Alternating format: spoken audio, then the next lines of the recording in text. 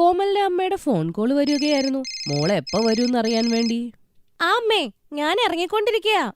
ഒരു 3/4 മണിക്കൂർ എടുക്കും ഗുരുഗ്രാം എത്താനായിട്ട്. ട്രാഫിക് ബ്ലോക്ക് ഉണ്ടാവാറുണ്ട്. എന്നാ മെട്രോയിൽ വാ. കയ്യില് ബാഗൊക്കെ ഉണ്ടമ്മ. ഞാൻ ക്യാബ് ബുക്ക് ചെയ്തിട്ടുണ്ട്. അമ്മ ടെൻഷൻ അടിക്കണ്ടേ, വന്നോളാം. ശരി മോളെ, സൂക്ഷിച്ചു വരണേ. ഞാൻ ആഹാരം ഉണ്ടാക്കിയിട്ടുണ്ട്. കോമൽ വേറെ എന്തോ പറയാൻ പോയപ്പോഴത്തേക്കും കോൾ അങ്ങ് കട്ടായി. കോമൽ അവളുടെ വീട്ടിൽ പോകാനുള്ള ഒരുക്കത്തിലായിരുന്നു. റിങ്കു ദിശയുടെ അവധിക്കാലമായിരുന്നു. അതുകൊണ്ട് കുറച്ചു ദിവസം സ്വന്തം വീട്ടിൽ പോയി നിൽക്കാന്ന് കരുതി. എനിക്ക് ഓഫീസിലേക്ക് പോകേണ്ട ആവശ്യമില്ലായിരുന്നെങ്കിൽ നിന്നെ ഞാൻ ഡ്രോപ്പ് ചെയ്തേനെ. പക്ഷേ ഇന്ന് ഓഫീസിൽ അർജന്റ് മീറ്റിംഗ് ഉണ്ട്. അതിനിടയ്ക്ക് ഞാൻ നിന്നെ കാണാൻ വരാം. പിന്നെ നീ അമ്മയുടെ വീട്ടിലേക്ക് പോക്കോ. കുട്ടികളുമായി സിനിമയ്ക്ക് പോവാം. സ്വന്തം വീട്ടിൽ പോകാനുള്ള സന്തോഷത്തിലായിരുന്നു കോമൽ. പിള്ളേരുടെ പഠിത്തം, ഭർത്താവിന്റെ ഓഫീസ്, അതുകൊണ്ട് അവൾക്ക് സ്വന്തം വീട്ടിൽ പോകാൻ സമയം കിട്ടാറില്ല. പിള്ളേരുടെ അവധിക്കാലം തുടങ്ങിയപ്പോൾ അവൾ കുറച്ചു ദിവസത്തേക്ക് സ്വന്തം വീട്ടിലേക്ക് പോയി. അവൾ വീടെത്തിയപ്പോഴേക്കും അവിടെ അവളുടെ ചേട്ടത്തി സുനേനയില്ലായിരുന്നു. മുത്തശ്ശി, എനിക്ക് മാംഗോ ഷേക്ക് കുടിക്കണം. അമ്മൂമ്മ, എനിക്ക് മാമ്പഴം വേണം. അതിനെന്താ പിള്ളാരെ, ഞാൻ ഇപ്പൊ തന്നെ നിങ്ങൾക്ക് വേണ്ടി മാമ്പഴവും മാമ്പഴ ഷേക്കും കൊണ്ടുവരാം. അമ്മ, ചേട്ടത്തി എപ്പോഴാ വീട്ടിൽ നിന്ന് തിരിച്ചു വന്നെ? വരാറായി കാണുമല്ലോ. ഞാൻ നീ പറഞ്ഞ കാര്യം അവളോട് പറഞ്ഞിരുന്നു. സുനേന സംസാരിക്കുന്നതിന്റെ കൂട്ടത്തിൽ തന്നെ സുനേനയും സുനയുടെ 2 പിള്ളേരും വന്നു. അമ്മ, ഫ്രിഡ്ജിനകത്തുണ്ടായിരുന്ന എല്ലാ മാമ്പഴം മകൾക്ക് കൊടുക്കുവോ അതോ ഞങ്ങൾക്കും കൂടെ തരുവോ? കോമളെ, സുഖാണോ? ചേട്ടത്തി സുഖമായിട്ടിരിക്കണം. അത് പിള്ളേർക്ക് മാമ്പഴം വേണം. അതേലോ, മാമ്പഴ സീസൺ അല്ലേ. പിള്ളേരിവിടെ വന്നാ പിന്നെ മാമ്പഴം കഴിക്കൂലേ? ദാ ഇത് നോക്ക്, എന്റെ അമ്മ അവിടുന്ന് മാമ്പഴമൊക്കെ തന്നു വിട്ടു. മുഴുവൻ 5 കിലോ ഉണ്ട്. എന്റെ വീട് ഇവിടെ അടുത്ത് തന്നെ ആയിട്ടും ഞാൻ എപ്പോ വീട്ടിൽ പോയാലും എന്തെങ്കിലുമൊക്കെ തന്നു വിടൂന്നേ. ഞാൻ ഒരിക്കലും വെറും കൈയോടെ പോവാറില്ല. അതെനിക്കൊരു ശീലമായി പോയി. സുനേന അവളും കൊണ്ടുവന്നിട്ടുണ്ട് മാമ്പഴവും ലിച്ചിയും. ഫ്രിഡ്ജിൽ വെച്ചിട്ടുണ്ട്. അതെന്തായാലും നന്നായി. പിള്ളേരിവിടെ നിൽക്കുമ്പോ അവർക്ക് ഇടയ്ക്കിടയ്ക്ക് എന്തെങ്കിലും കഴിക്കണല്ലോ. ആഹാ, അതെ, ഞാൻ ഈ മാമ്പഴം ഒന്ന് ഫ്രിഡ്ജിൽ വെച്ചിട്ട് വരാം. സുനേന അടുക്കളയിലോട്ട് പോകും. പക്ഷേ കോമലിന് ദേഷ്യം വന്നു. അമ്മ, എനിക്ക് ഇതാണ് ഇവിടെ വരാൻ ഇഷ്ടമല്ലാത്തത്. ഈ അവധിക്കാലത്ത് ഞാൻ ഇങ്ങോട്ട് വരണമെന്ന് പോലും ആഗ്രഹിച്ചിട്ടില്ല. സുധീര് പറഞ്ഞത് എവിടെയെങ്കിലും കറങ്ങാൻ പോകാന്ന്. ഞാനാ പറഞ്ഞത് അത് വേണ്ടാന്ന്. കുറച്ചു ദിവസം അമ്മയുടെ അടുത്ത് പോയി നിന്നിട്ട് അത് കഴിഞ്ഞിട്ട് കറങ്ങാൻ പോവാന്ന്. എനിക്ക് തോന്നുന്നു തെറ്റ് പറ്റിപ്പോയെന്ന്. ചേട്ടത്തി ഇനിയും എൻ്റെ അടുത്ത് ഇങ്ങനെയാണെങ്കിൽ ഞാൻ ഒരിക്കലും ഇങ്ങോട്ടേക്ക് ഇനി വരില്ല. സുനേന പറയണൊന്നും കാര്യമാക്കണ്ട. അവളിങ്ങനെയാ എപ്പോഴും. എപ്പോ എന്ത് പറയണമെന്ന് അവക്ക് അറിഞ്ഞൂടാ. ഈ വീട് എന്റെയാ, നിന്റെ അമ്മയുടെ. ഞാനിപ്പോ ജീവനോടെ ഇല്ലേ? നീ എന്നെ കാണാനല്ലേ വന്നേ? ഇവിടെ നിന്നോ നീ? നിന്റെ അച്ഛൻ ഇവിടെ ഉണ്ടായിരുന്നെങ്കിൽ അച്ഛൻ നിനക്ക് എന്തൊക്കെ ചെയ്തേനെ. കോമൽ നോക്കുമ്പോ അവളുടെ അമ്മയുടെ കണ്ണിൽ കണ്ണുനീര് വന്നു. അതുകൊണ്ട് അവൾ ഒന്നും മിണ്ടാതെ തന്നെ വിഷയം അങ്ങ് മാറ്റും. അമ്മ, ചേട്ടനെ ഒന്ന് വിളിച്ചു തരുവോ? തിരിച്ചു വരുന്ന വഴിക്ക് ബംഗാളി രസഗുല്ല വാങ്ങണം. എനിക്ക് ഭയങ്കര ഇഷ്ടാ. അപ്പോഴേക്കും കോമലിന്റെ ചേട്ടൻ വരും. എനിക്കറിയായിരുന്നു നീ വരുമെന്ന്. അതുകൊണ്ടാണ് ഞാൻ വഴിയിലെ കടയിൽ നിന്നും ബംഗാളി രസഗുളകൾ മേടിച്ചു വന്നത്. ഇതാ, നിനക്ക് ബംഗാളി രസഗുളകൾ ഇഷ്ടമായിരുന്നില്ലേ കുട്ടിക്കാലത്ത്? നമസ്കാരം ചേട്ടാ, എന്തുണ്ട് വിശേഷം? എനിക്കറിയാം ചേട്ടാ എനിക്ക് വേണ്ടി കൊണ്ടുവരുമെന്ന്. ആ, അമ്മ എന്നോട് രാവിലെ പറഞ്ഞിരുന്നു നീ വരുമെന്ന്. ആ, പിന്നെ അളിയന് സുഖം തന്നെയല്ലേ? എല്ലാരും നന്നായിരിക്കുന്നു. നെയ് കൊണ്ടുവരാൻ ഞാൻ പറഞ്ഞിരുന്നു. അത് കൊണ്ടുവന്നിട്ടുണ്ടോ? മറന്നുപോയോ? അയ്യോ, അത് ഞാൻ മറന്നുപോയി, സോറി. ഞാൻ പറയുന്ന ആവശ്യമുള്ള സാധനങ്ങൾ നിങ്ങൾ മറക്കാറുണ്ടല്ലോ. അനിത്യക്ക് രസഗുല്ല വാങ്ങാൻ മറന്നില്ല. ഇത് എനിക്ക് വേണ്ടിയല്ല, പിള്ളേർക്കാണ്. ഇവിടെ റിങ്കുവും ദിശയ്ക്കും നെയ്യ് ഇട്ട പറാട്ട മതി. അയ്യോ ചേട്ടത്തി, അവർക്ക് പറാട്ട വേണ്ട. സാധാ റൊട്ടിയായാലും കൊടുത്താ മതി. ചോറും കറിയില്ലേ? ഇനി റൊട്ടിയൊന്നും വേണ്ട. വേണ്ടേ? പെങ്ങൾ ഇവിടെ വന്നിട്ട് നെയ്യിട്ട ആഹാരം കൊടുത്തില്ലാന്ന് വേണ്ട. അതുകൊണ്ട് എനിക്ക് കുറ്റം കേൾക്കാൻ വയ്യ. രവി, ഒന്ന് പോയിട്ട് വരൂ. ആ, അതെ, പോവാം. ഇത് നിനക്ക് എന്നോട് നേരിട്ട് പറഞ്ഞുകൂടായിരുന്നോ? എന്തിനെങ്ങനെ ചാടിക്കടിച്ച് പറയുന്നേ? രവി അപ്പോഴേക്ക് നെയ് വാങ്ങാനായിട്ട് പുറത്തേക്ക് പോകും. സുനേനയ്ക്ക് വേറെ പ്രശ്നമൊന്നും ഇല്ലായിരുന്നു. കോമൽ വീട്ടിൽ താമസിക്കാൻ വന്നാൽ അവൾ ഇങ്ങനെ തന്നെ പെരുമാറുള്ളൂ. അതുകൊണ്ടാണ് കോമലിന് വീട്ടിൽ വരാൻ ഇഷ്ടമല്ലാത്തത്. അവള് സ്വന്തം അമ്മേനെയും ചേട്ടനെയും കാണാനാണ് വരുന്നത്. അമ്മ, ഒരു കാര്യം ഓർക്കണം. ഞാൻ ചേട്ടനെയും അമ്മേനെയും കാണാൻ മാത്രമാണ് ഇവിടേക്ക് വരണില്ലേ, ഞാൻ വരില്ലായിരുന്നു. കോമലിന് ഒരു ഇൻട്രസ്റ്റും ഉണ്ടായിരുന്നില്ല. കാരണം സുനേന അങ്ങനെയാണ് പെരുമാറിയത്. ഒരു ദിവസം എല്ലാരും കറങ്ങാൻ മോളിലോട്ട് പോയി. അച്ഛാ, ഞങ്ങക്ക് ഗെയിം കളിക്കണം. അതെ അച്ഛാ, ഗെയിം കളിക്കാൻ പോവാം. ഇപ്പൊ വേണ്ട മക്കളെ, കുറച്ച് കഴിഞ്ഞിട്ട് പോവാം. ആദ്യം ഈ മാളൊക്കെ ഒന്ന് ചുറ്റിക്കറങ്ങ്. ഇവിടെ എന്ത് മാറ്റം ഇത്? ആദ്യമൊക്കെ ചെറുതായിരുന്നു, ഇപ്പൊ വലുതാക്കിയവര്. ആ, ഇപ്പൊ അത് വലുതായി. അമ്മേ, എനിക്ക് കോൺസ് കഴിക്കണം. എനിക്ക് ഐസ്ക്രീം. ഇപ്പൊ മേടിക്കാം. വരൂ സുനേന, വാ, നമുക്ക് ഐസ്ക്രീം കഴിക്കാം. രവി എല്ലാവർക്കും ഐസ്ക്രീം വാങ്ങിക്കൊടുക്കും. റിങ്കുവിനും കോൺസ് ഇഷ്ടമായിരുന്നു, അതും വാങ്ങിച്ചു കൊടുത്തു. എല്ലാരും ഐസ്ക്രീം കഴിച്ചു. വരൂ മക്കളെ, നമുക്കിനി ഗെയിം കളിക്കാൻ പോവാം. നമുക്ക് അവിടെ പോയി എല്ലാ ഗെയിമും കളിക്കാം. രവി എല്ലാവരെയും ഗെയിം പാർലറിലോട്ട് കൊണ്ടുപോകാൻ പോകുമ്പോ അവിടെ അത് അടച്ചിട്ടേക്കുന്നതായി കാണും. ഇന്ന് ഗെയിം പാർലർ ഇല്ലേ? ഇന്ന് ഗെയിം പാർലർ അവധിയാ, പണി നടക്കുന്നുണ്ട്. വരൂ മക്കളെ, ഇന്ന് ഗെയിം പാർലർ ഇല്ല. നമുക്കിവിടെ ചുറ്റിക്കറങ്ങിയിട്ട് വീട്ടിലേക്ക് പോവാം. രവി എല്ലാരെയും വീട്ടിൽ കൊണ്ടുവരും. പക്ഷെ സുനേനയ്ക്കാണെങ്കിൽ വീട്ടിൽ വന്നപ്പോ തന്നെ ദേഷ്യമായിരുന്നു. രവിയോട് ആവശ്യമില്ലാതെ വഴക്കിടുകയും ചെയ്യും. സുനേന, നീ എന്തിനാ ഇങ്ങനെ പ്രശ്നം ഉണ്ടാക്കുന്നത്?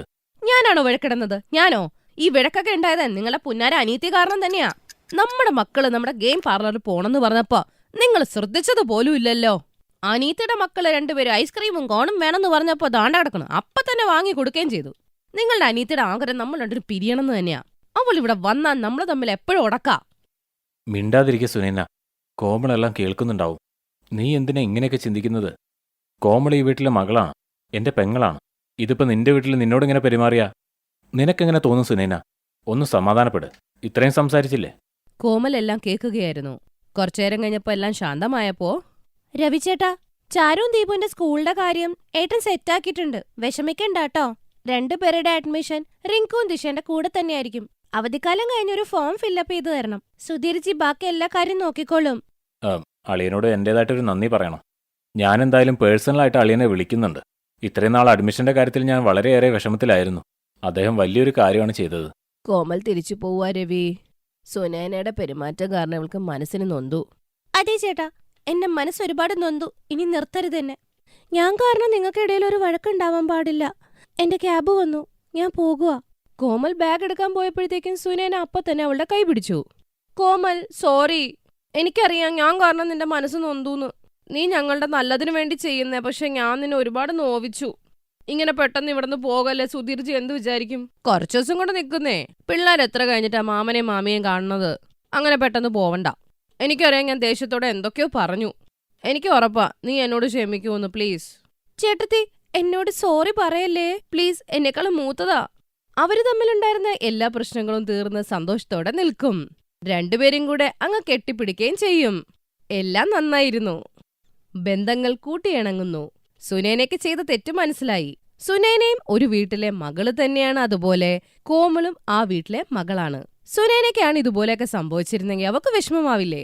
അതുകൊണ്ട് അത് മനസ്സിലാക്കി സുനേന നല്ല രീതിയിൽ കോമലിനോട് പെരുമാറാനും തുടങ്ങി.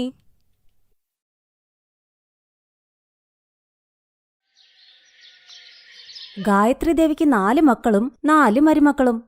ആദ്യം വന്ന 2 മരുമക്കൾ ധനികരുടെ മക്കളാണ്. രണ്ടാമത് വന്ന 2 മരുമക്കളും ദരിദ്രരുടെ മക്കൾ. അതുകൊണ്ട് ഗായത്രി ദേവി മൂത്ത മരുമകൾ സുമൻ, രണ്ടാമത്തെ മരുമകൾ നീലമിലാണ് ശ്രദ്ധ പുലർത്തിയിരുന്നത്. അവരെപ്പോഴും അവളെ മാത്രമേ നന്നായി നോക്കൂ. എന്നാൽ 4ാമത്തെയും 5ാമത്തെയും മരുമക്കൾ ആശയും വർഷയും എപ്പോൾ നോക്കിയാലും വഴക്കു പറയും. എന്നാൽ അവരെ രണ്ടുപേരെക്കാൾ സ്വഭാവത്തിൽ ഇവരാണ് നല്ലവർ. ഗായത്രി ദേവിയുടെ 4 മരുമക്കളും ഗർഭിണികളാണ്. വീട്ടിൽ എപ്പോഴും ഇതിനെക്കുറിച്ചുള്ള സംസാരം ഓടിക്കൊണ്ടിരുന്നു. ഇവിടെ നോക്കുമോളെ സുമൻ, നീലം, രണ്ടുപേരും എവിടെയാണ്? ഒന്നിങ്ങോട്ട് വന്നേ. അയ്യോ അമ്മേ, എന്താ ഇത്രയും ബോക്സൊക്കെ? ഇതിലെന്താ ഉള്ളത്? അമ്മ മാർക്കറ്റ് മുഴുവനും വാങ്ങിച്ചോണ്ട് വന്നോ? ആ, അങ്ങനെ തന്നെ കരുതിക്കോളൂ. എന്റെ 2 മരുമക്കളും ഇപ്പോൾ ഗർഭിണിയല്ലേ?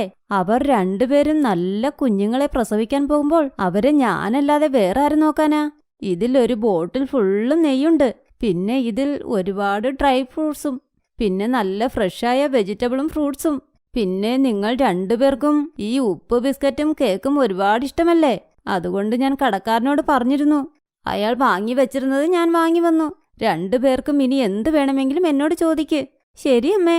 അമ്മേ, ഞാൻ കുറച്ച് പണം തന്നിട്ടില്ലേ? അതിലെല്ലാം ചിലവായി പോയോ? അത് ഞാൻ ചോദിച്ചത്.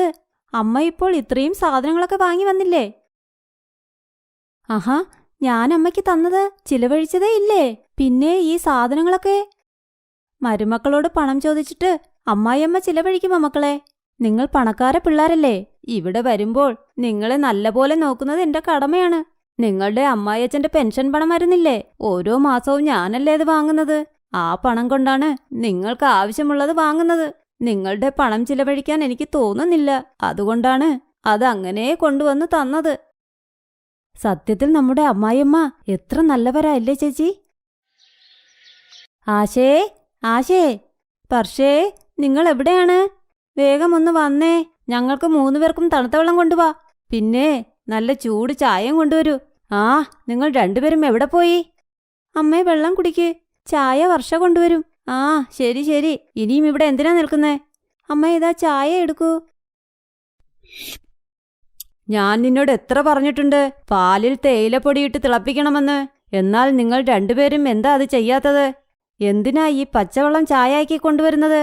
അമ്മേ, ഞാൻ പാലിൽ ചായപ്പൊടി ഇട്ടാ തിളപ്പിച്ചത്.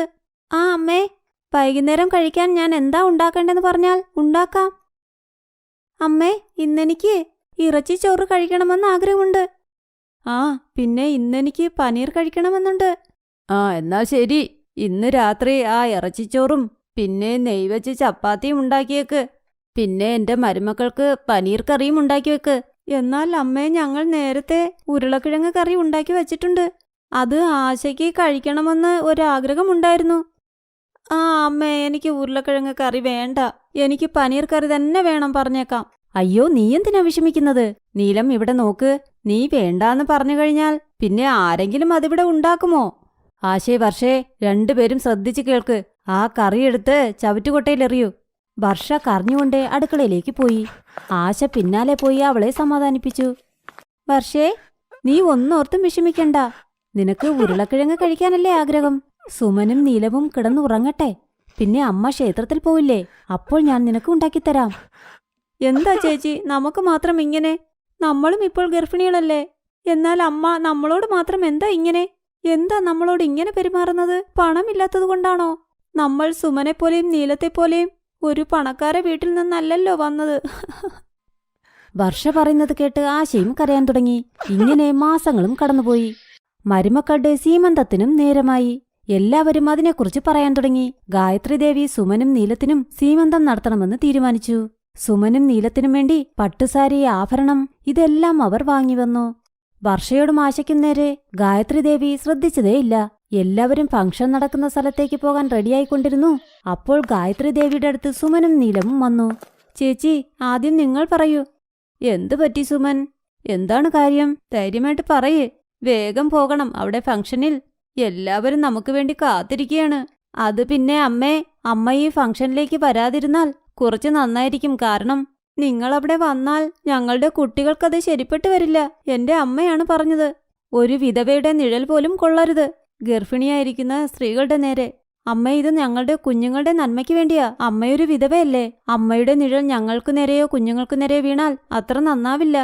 അമ്മ ഈ ഫംഗ്ഷനിലേക്ക് വരാതിരിക്കുന്നതാ നല്ലത്. പിന്നെ ഞങ്ങളിൽ നിന്ന് അകന്നു നിൽക്കൂ. എന്നാലേ ഞങ്ങൾക്കും കുഞ്ഞുങ്ങൾക്കും ഇനി നല്ലത് വരികയുള്ളൂ. സുമനും നീലമും അപ്പോൾ പറഞ്ഞത് കേട്ട് ഗായത്രി ദേവിക്ക് ഷോക്കടിച്ചതുപോലെയായി. അവരുടെ കണ്ണിൽ നിന്ന് കണ്ണുനീരൊഴുകാൻ തുടങ്ങി. അവർക്ക് മനസ്സില്ലെങ്കിലും സുമനെയും നീലത്തെയും പറഞ്ഞയച്ചു. വാ നീലം, അമ്മയ്ക്ക് നമ്മൾ പറഞ്ഞത് മനസ്സിലായി. അമ്മ ബുദ്ധിശാലിയല്ലേ? സുമനും നീലവും ഫംഗ്ഷനിലേക്ക് പോയി. എന്നാൽ കുറച്ചുനേരം കഴിഞ്ഞപ്പോൾ കണ്ടു ഗായത്രി ദേവി അവിടെ തന്നെ നിൽക്കുന്നത്. അമ്മേ, അമ്മയ്ക്ക് കുറച്ചുപോലും ബുദ്ധിയില്ലേ? ഞാൻ പറഞ്ഞിട്ടല്ലേ വന്നത് അമ്മ ഇവിടേക്ക് വരാൻ പാടില്ല എന്ന്. അമ്മയുടെ നിഴൽ കൊണ്ട് ഞങ്ങൾക്കും കുഞ്ഞുങ്ങൾക്കും എന്തെങ്കിലും പറ്റിയാൽ? അപ്പോൾ അവിടെ ആശയും വർഷയും വന്നു. സുമൻ ചേച്ചി, നീലം ചേച്ചി, അമ്മ വന്നത് ഞങ്ങൾക്ക് വേണ്ടിയാ. ഞങ്ങൾക്ക് പിറക്കാൻ പോകുന്ന കുഞ്ഞുങ്ങളെ ആശീർവദിക്കാൻ വേണ്ടി. ചേച്ചി, അമ്മയുടെ അനുഗ്രഹം കിട്ടിയാൽ ദൈവത്തിന്റെ അനുഗ്രഹം കിട്ടിയ പോലെയാ. അവരും അമ്മയാ. അവരും മക്കളെ പ്രസവിച്ചിട്ടുണ്ട്. നമുക്ക് പിറക്കാൻ പോകുന്ന കുഞ്ഞുങ്ങൾക്ക് ഇവരാണ് മുത്തശ്ശി. അതുകൊണ്ട് അവരുടെ ആശീർവാദം നമ്മുടെ കുഞ്ഞുങ്ങൾക്ക് വേണ്ടേ? അമ്മേ, ഞങ്ങളുടെ കുഞ്ഞുങ്ങളെ അമ്മ വേണം അനുഗ്രഹിക്കാൻ. ഞങ്ങളുടെ സീമന്തം അമ്മയിൽ നിന്ന് വേണം തുടങ്ങാൻ. എന്നോട് ക്ഷമിക്കൂ ആശേ, വർഷേ. ഞാൻ നിങ്ങളോട് എത്ര മോശമായി പെരുമാറിയിരുന്നാലും ഇന്ന് നിങ്ങൾ എന്റെ മനസ്സ് മനസ്സിലാക്കി പെരുമാറുന്നു. സുമനെയും നീലത്തിനെയും ഞാൻ എത്ര നന്നായി നോക്കിയിരുന്നു. എന്നാൽ അവരിപ്പോൾ എന്നോട് ചെയ്യുന്നത് കണ്ടോ? അവർ പണക്കാരെ വീട്ടിലെ പിള്ളേരായതുകൊണ്ടല്ലേ. അങ്ങനെ പറഞ്ഞ് ഗായത്രി ദേവി നന്നായി കരയാൻ തുടങ്ങി. അമ്മേ, കരയണ്ടെന്നേ. വരൂ, നമുക്കെല്ലാവർക്കും ചേർന്ന് ഈ ഫംഗ്ഷൻ നടത്താം. ഗായത്രി ദേവി ആശയും വർഷയും രണ്ടുപേരെയും കെട്ടിപ്പിടിച്ചു. അന്നുമുതൽ ആശയും വർഷയും ഗായത്രി ദേവി വളരെ നന്നായി നോക്കി. 4 മരുമക്കളെയും ഒന്നുപോലെ കണ്ടു. അവരവരുടെ ജോലി അവരവര് തന്നെ ചെയ്യണം. 2 വലിയ മരുമക്കൾ പണക്കാരു വീട്ടിലെ പിള്ളേരാണെങ്കിലും ഇവിടെ മരുമക്കളല്ലേ. 4 മരുമക്കളും ജന്മം നൽകിയ മക്കളെയും ഒരേപോലെ തന്നെ ഗായത്രി ദേവി നോക്കാൻ തുടങ്ങി. ഇത് കണ്ട് ആശയും വർഷയും രണ്ടുപേരും സന്തോഷിച്ചു. Thanks for watching.